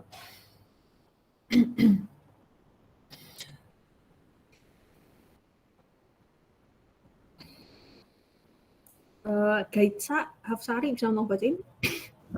Bisa, Bu. Perencanaan batas. Beberapa kondisi batas yang dipergunakan dalam desain. Pertama, kondisi batas ultimate. Disebabkan oleh beberapa faktor di bawah ini. Hilangnya keseimbangan sebagian atau seluruh struktur. Rupture, yaitu hilangnya ketahanan lentur dan geser dari elemen struktur. Keruntuhan progresif akibat adanya keruntuhan lokal, pembentukan sendi plastis, ketidakstabilan struktur, fatigue atau kelelahan akibat pembebanan berulang. Oke, terima kasih Gaitsa Hafsari. Jadi, nah biasanya kalau kita ngerencanain itu ada batas-batasnya nih. Ada yang namanya batas ultimate, nanti ada juga batas layan, nanti ada juga batas-batas kondisi khusus gitu, kondisi yang nggak normal kalau kondisi khusus. Jadi ya itu tadi ya, pasti kan ada ya suatu batas yang dikatakan wah oke nih gitu, wah ukuran segini kuat kok gitu, ukuran segini aman, ukuran segini bakal nyaman kok gitu. Nah ukuran yang apa nih, nah ini batasnya apa nih, nah ini kita punya beberapa batas nih. Kalau batas ultimate itu diatur ada gitu kan ya. Nanti batas layan ada batasnya lagi nih. Lalu kalau kondisi khusus kayak ada gempa, kebakaran, korosi, nah ini nih batasnya akan beda lagi gitu. Jadi disinilah approach kita lah ya sebagai kalau ngedesain gitu ada batasan-batasan, pakai judgement juga. Makanya kenapa kok kalau kondisi khusus batasnya bisa beda. Orang dia jarang-jarang Pak kan tidak normal ya, kondisi beban tidak normal. Gitu. Jadi beda batasnya gitu kan, make sense ya. Kalau misalkan tsunami kan nggak terus-terusan aja, misalkan nggak terus-terusan ada gitu. Jadi batasnya pasti akan beda. Kalau beban orang kan pasti ada terus ya. Nah ini kalau sesuatu beban yang jelas-jelas pasti akan ada terus, pasti udah diatur harusnya seperti apa gitu. Nah kalau kondisi yang nggak khusus kayak gini, kayak ada ledakan gini kan jarang banget ini kan. Nah itu batasnya pasti beda. Oke, jadi batas yang pertama ada batas ultimate. Itu idenya adalah kenapa sih ada ultimate gitu. Jadi sebenarnya suatu batas di mana struktur ini tepat kehilangan kesetimbangan. Jadi habis itu dia nggak stabil misalkan gitu. Lewat dari situ dia nggak stabil. Terus habis itu adanya rupture, hilangnya ketahanan lentur dan geser. Jadi lewat ada suatu batas, tahanan lentur dan geser langsung hilang, langsung drop. Terus ada suatu batas di mana terjadi keruntuhan progresif akibat keruntuhan lokal. Jadi ini tuh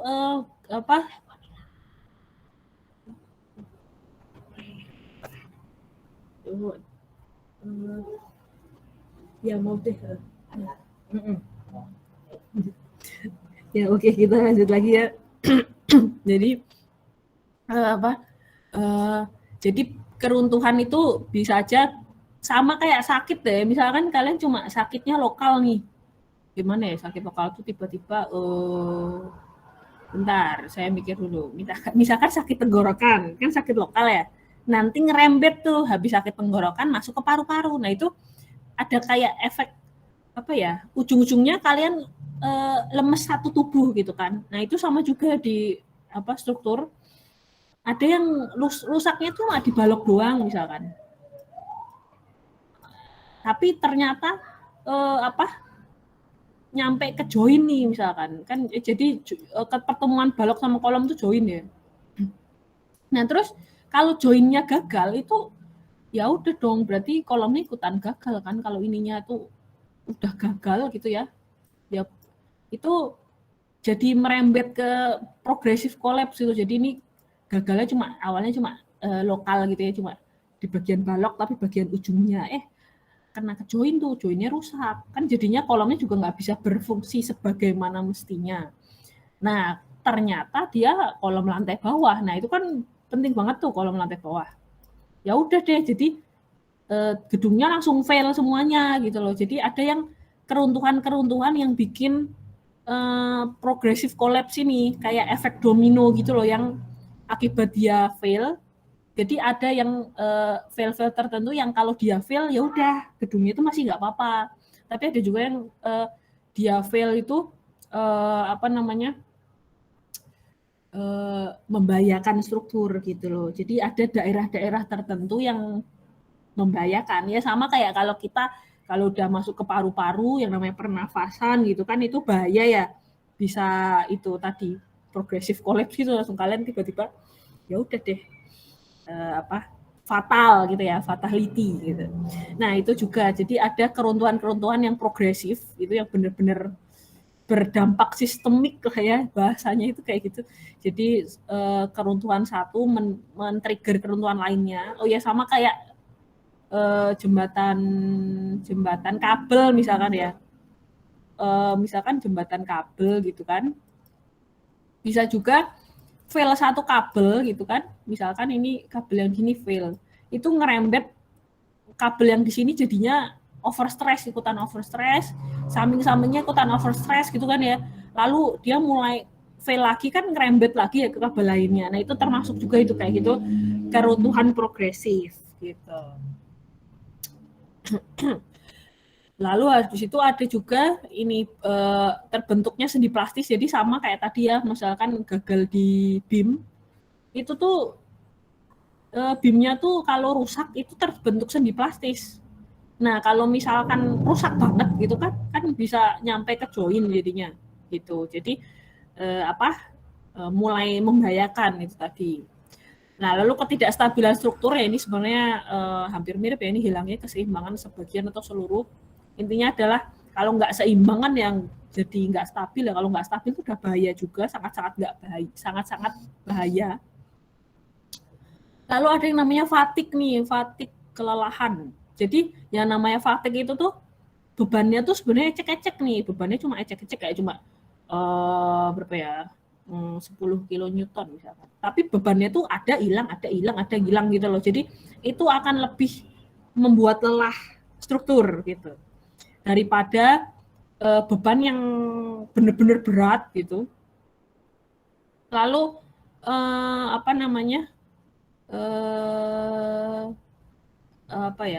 membebaninya itu gradually, itu kan lebih bagus ya, membebani gradually, walaupun dia berat banget tapi membebani itu gradually, pelan-pelan gitu.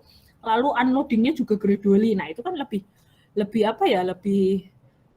oke gitu loh. Tapi kalau fatigue ini tiba-tiba ada hilang, padahal cuma beban ecek-ecek gitu, tapi dia itu hilang nggak. Nah jadi strukturnya lebih capek gitu. Itu namanya beban fatigue. Jadi kayak misalkan beban hantaman gelombang gitu, itu kan ada hilang. Terus beban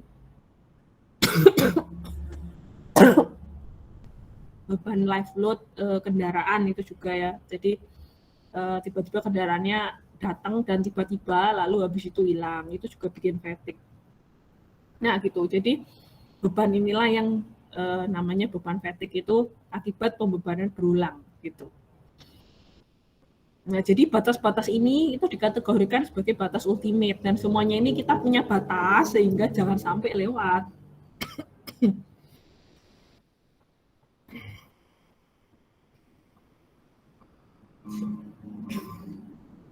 Evelyn lo bisa untuk bacain?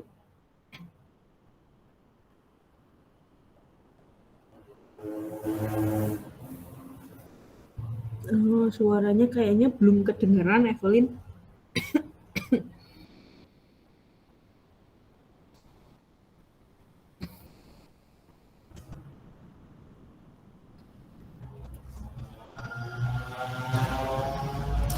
Oh ya, mungkin sembari menunggu Evelyn, Izan Rasyadi bisa tolong bacain? Halo Ibu, apakah sudah terdengar? Oh iya, udah. Oke, Evelyn. Oke. Kondisi batas kemampuan layan berkurangnya fungsi struktur akibat defleksi yang berlebihan, lebar retak yang berlebihan, getaran yang berlebihan. Kondisi batas khusus, kerusakan akibat kondisi beban tidak normal, misal gempa kuat, banjir atau tsunami, kebakaran, ledakan, hantaman kendaraan, korosi yang disebabkan lingkungan. Oke, terima kasih Evelyn. Nah, kondisi batas kedua adalah kemampuan layan. Nah, layan ini identik dengan nyaman. Jadi tadi kalau ultimate tuh ngomongin kuat ya, ini kan ngomongin kuat ya, kekuatan. Jadi habis itu rupture, habis itu fail, habis itu nggak stabil. Pokoknya ini sesuatu yang ya bikin apa ya fail gitu loh, nggak kuat. Tapi kalau ini tuh sebenarnya bisa aja di sini tuh kuat-kuat aja, aman-aman aja kok gitu. Cuma nggak nyaman masalahnya. Jadi kalau kalian lewat ke jembatannya terlalu melendut-lendut gitu kan kalian takut ya. Nah, itu defleksi berlebihan. Jadi walaupun sebenarnya kuat, nggak masalah, kalian cuma terlalu berlebihan getarannya, terlalu letoy gitu ya, sehingga kalian tidak nyaman. Nah, itu makanya ada batas di mana ya kira-kira lendutannya itu bisa dikatakan masih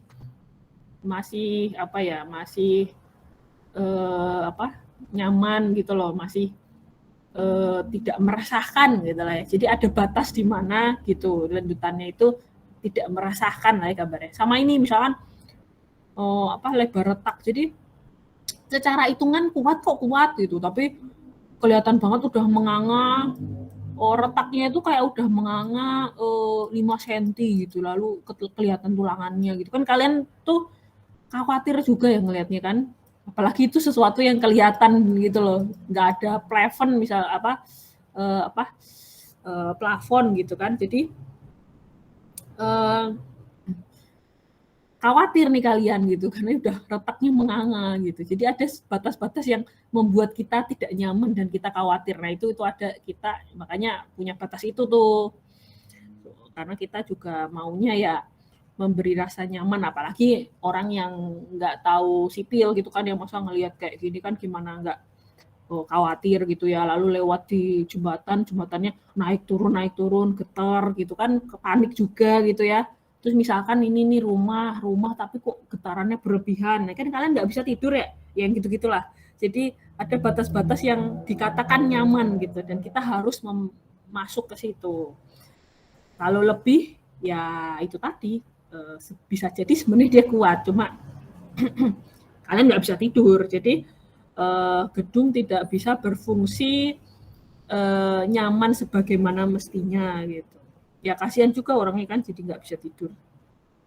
Terus batas ketiga adalah batas khusus, di mana bebannya ini nggak normal, kejadiannya juga jarang-jarang gitu ya, seperti gempa kuat, banjir tsunami, kebakaran, ledakan, hantaman kendaraan, korosi yang disebabkan lingkungan. Nah, ini kan hal-hal yang bisa jadi kejadian, bisa jadi nggak kejadian sama sekali selama 50 tahun gedung kalian. Jadi kalau gedung tuh 50 tahun ya, kalau jembatan harus 75 tahun. Jadi kalau kalian desain itu harus memastikan jembatan 75 tahun berdiri secara oke, nyaman, kuat, sama ini juga kondisi khusus juga masih oke gitu. Kalau gedung 50 tahun. Gitu. Nah, ini semuanya ada batas-batasnya gitu.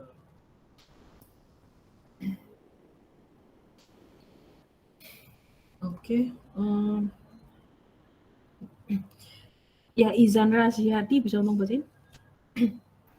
Bisa, Bu. Okay. Filosofi desain. Kekuatan atau resistance, elemen struktur harus lebih besar dari pengaruh beban. Ini di PRN lebih besar sama dengan alfa 1 S1 tambah alfa 2 S2 dan tambah dan seterusnya. Di mana Rn adalah resistensi nominal, SI adalah beban atau load, P adalah faktor reduksi kekuatan, strength reduction factors or resistance factors. Alpha adalah faktor beban atau load factors. Prosedur desain yang memperhitungkan faktor beban dan faktor reduksi kekuatan merupakan metode perencanaan kondisi batas yang ditekankan pada kondisi batas ultimate. Pemeriksaan untuk kondisi batas layan dilakukan kemudian. Oke, ya terima kasih Izan Rasyati. Jadi beberapa pendekatan desain itu ada yang namanya LRFD. Ini LRFD, ini namanya LRFD sih. Ada yang namanya ASD. Nanti ini dibaca juga bakal keluar nih, dibaca. Oh, di pondasi juga keluar ya.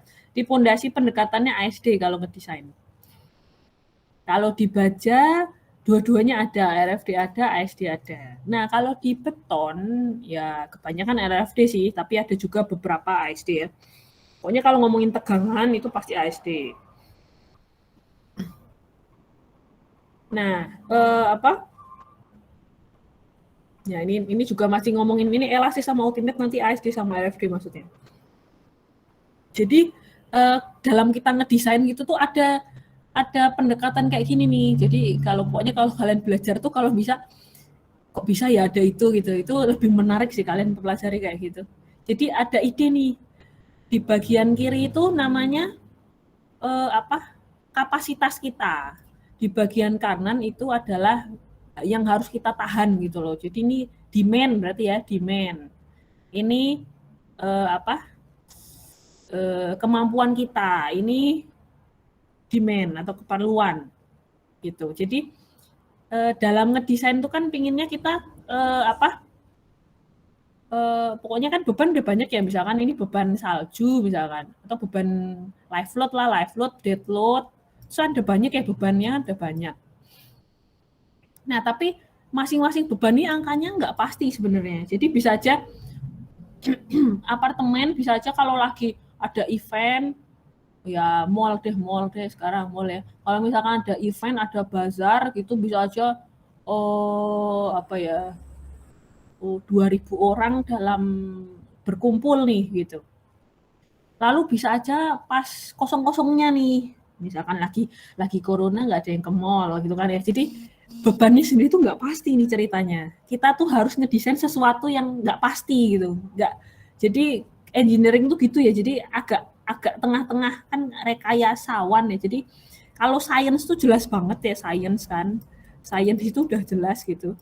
Nah kalau engineering itu agak-agak harus agak-agak terapan gitu, terus agak-agak predik gitu loh. Ada prediknya juga gitu. Jadi engineer tuh biasanya ngelihat, wah kemungkinannya bisa A, B, C, D, E, F, G. Padahal sebenarnya kemungkinan A itu jarang-jarang gitu. Tapi harus kalian pertimbangkan gitu. Jadi agak-agak cenayang dikit sih, tapi cenayangnya itu bisa dikuantifikasi lah gitu ceritanya. Jadi kan sebenarnya kalian nggak tahu beban pastinya, tapi kan kalian bisa melakukan traffic counting, lalu bisa survei gitu kan ya. Nah, kira-kira berbasis data tuh akhirnya engineer. Oh, berdasarkan data, kalau full banget kondisinya A, kalau agak-agak full B, lalu ada emergensi kondisi C gitu. Nah, engineer tuh kayak gitu tuh, memikirkan yang kemungkinannya terjadi apa gitu ya.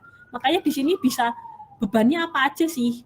Oh, di Indonesia salju itu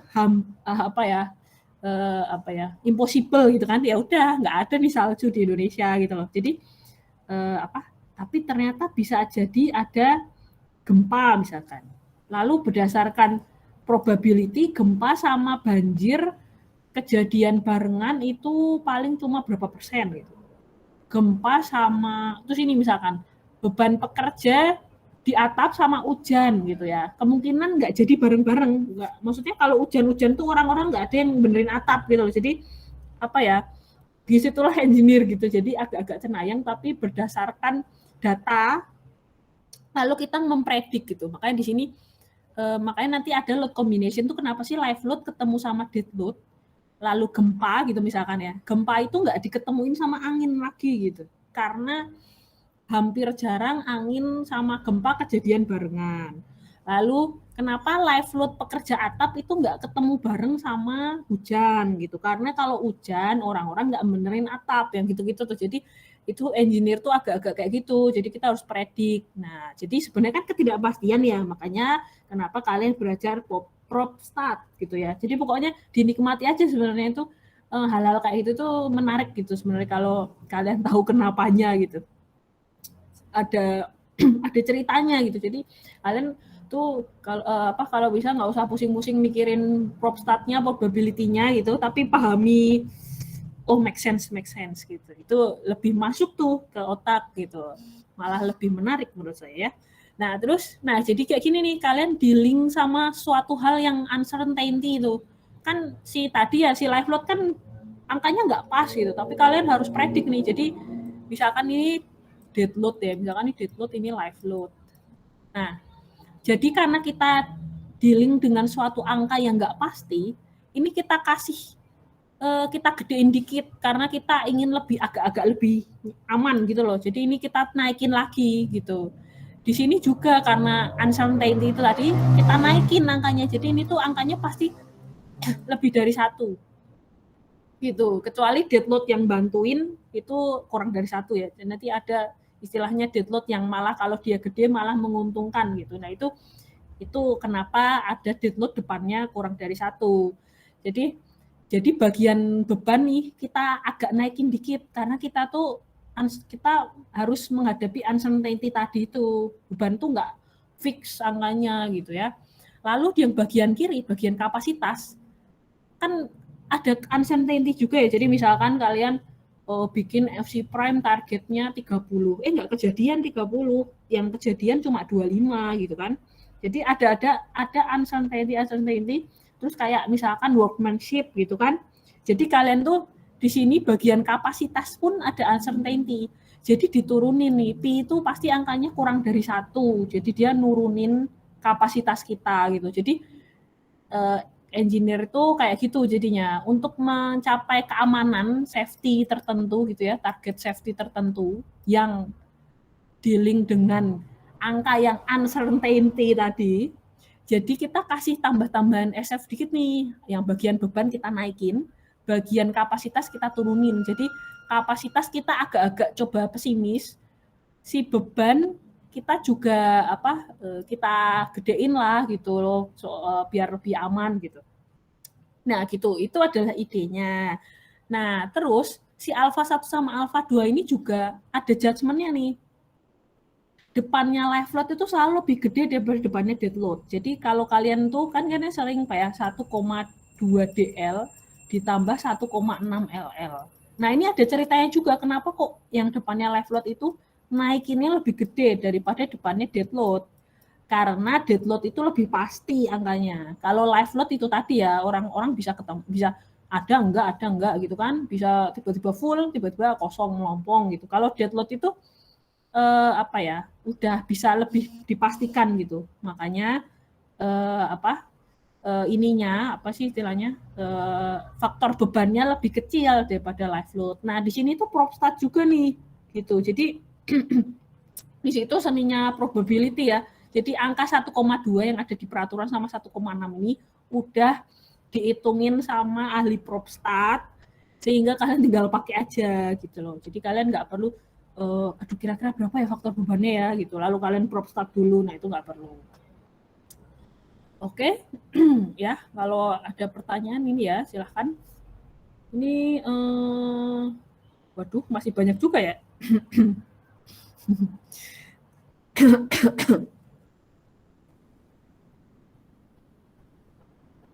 Ya udah paling ini ya sampai ini satu slide lagi karena udah jam segini juga. Ini kita sampai slide yang ini aja. Kevin Vinoza bisa tolong bacain? Bisa, Bu.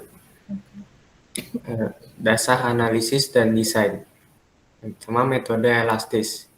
Metode elastik masih banyak dipakai dalam perencanaan struktur. Metode ini didasarkan pemikiran bahwa tegangan yang terjadi dalam penampang tidak melampaui tegangan-tegangan izin bahan. Tegangan izin diperoleh dari tegangan leleh dibagi dengan faktor keamanan. Metode ultimate. Analisis ultimate pada struktur didasarkan pada beban tertentu yang menyebabkan struktur mengalami mekanisme keruntuhan. Perbandingan beban runtuh dengan beban kerja disebut faktor keamanan. Oke, terima kasih Kevin. Nah, jadi ini tadi melanjutkan karena masih nyambung sama ini, jadi setidaknya kita sampai saat inilah. Yang ini nanti bisa kita lanjutin lagi. Sebenarnya tinggal dikit sih, cuma penjelasannya lebih banyak daripada cuma ngebaca sebenarnya. Jadi ya itu, karena saya selalu ingin kalian tahu why-nya ya. Jadi kalau di kelas saya jangan cuma ngapalin, tapi kalau bisa pahami ide-idenya gitu loh, itu lebih menarik. Nah, jadi yang tadi nih, ini RFFD nih yang saya jelasin ini, yang bagian kiri dinaikin lebih dari 1 gitu kan ya, bagian kanan ya, terus bagian kiri diturunin, kapasitasnya kita pesimis, lalu bebannya kita naikin gitu loh, ya itu juga pesimis juga sih. Jadi intinya kita mau mengejar sesuatu safety. Nah, safety di sini adalah, nanti kan ini ada angkanya ya, misalkan angkanya ini misalnya ini angkanya berapa ya, 100 misalkan. Nah di sini tuh misalkan bebannya ini 80 gitu, jadi ya safety-nya itu kan 100/80 ya. Nah itu safety factor-nya RFD gitu. Itu tadi ngomongin RFD. Nah RFD itu lebih cocok ke, kalau yang Kevin jelasin tadi itu metode ultimate di sini gitu ya. Perbandingan beban runtuh dengan beban yang bekerja disebut faktor keamanan. Jadi ya beban runtuh ini kan kapasitas paling, beban runtuh sama kapasitas itu maksudnya sama, karena ya kapasitas kita kalau lebih dari itu fail kan biasa sama ya beban runtuh ya. Jadi lewat dari itu langsung fail, itulah kapasitas. Sama kalau kita sakit itu juga kita punya kapasitas tertentu sehingga kalau lebih dari segitu kita dikatakan TBC gitu loh. Jadi itulah kapasitas gitu. Nah kalau beban TBC-nya gitu misalkan baru cuma sampai berapa ya, coba setengah dari kapasitas kita, ya kita belum sakit tuh gitu ya, sama juga kayak gitu. Nah jarak gap-nya itu itulah safety factor-nya. Nah selanjutnya ada yang namanya metode elastis. Nah metode elastis itu yang ASD ini ASD.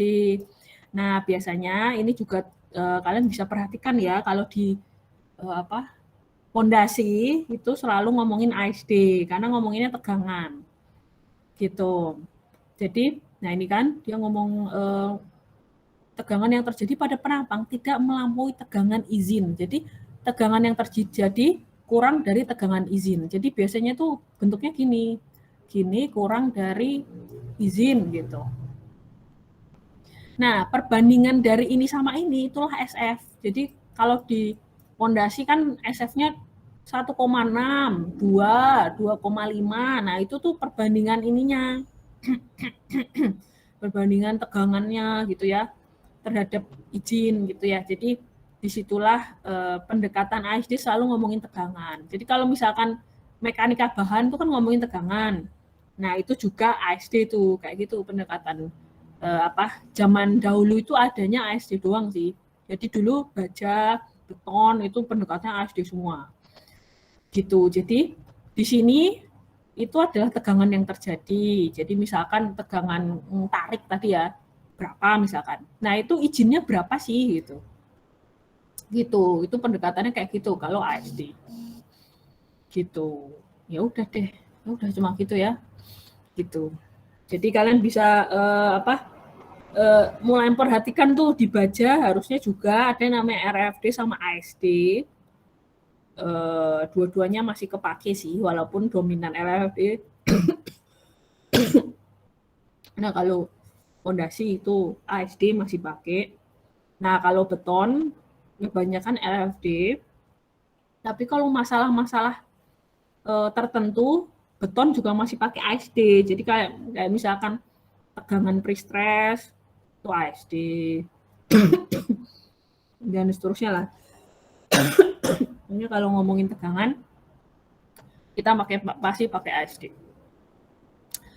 Oke, ini juga ASD itu idenya juga yang terjadi ini harus kurang dari izin, dan izinnya ini tuh ada suatu jarak dari kapasitas. Jadi misalkan kapasitasnya 100, izinnya 80 gitu biasanya. Atau dibagi 1,6 misalkan izinnya gitu. Jadi bagian kapasitas kita turunin, idenya sama kan ya? Ya gitu. Oke.